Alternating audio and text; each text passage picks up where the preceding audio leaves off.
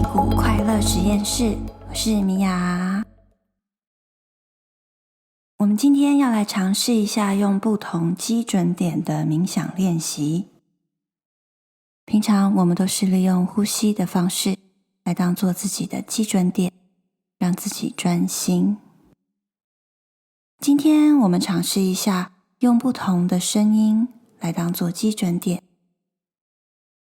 如果不习惯的话，你还是可以选择用呼吸的方式当做自己的基准点，再利用这个声音当做辅助自己专心的背景音乐。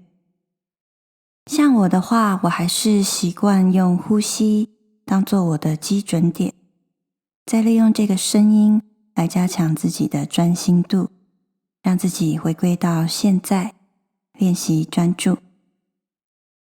现在就让我们开始吧。请你慢慢闭上眼睛，利用几个深呼吸，放松自己的眼睛、额头、下巴，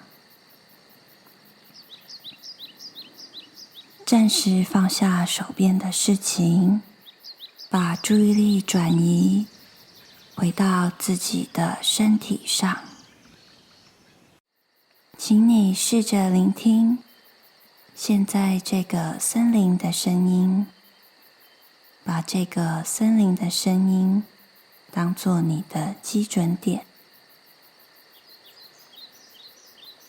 试着抛开一切思绪，暂时不去想它。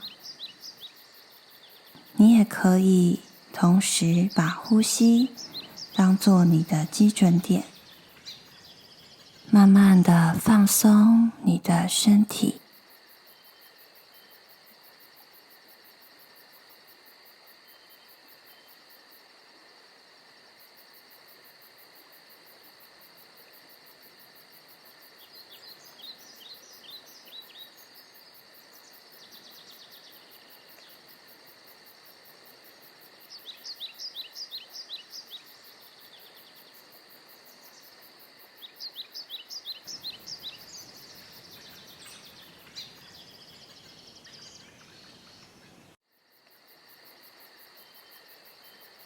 最后一次，吸气，吐气，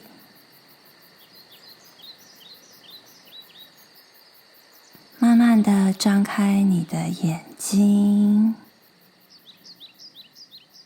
感受自己脸部、颈肩和身体的变化。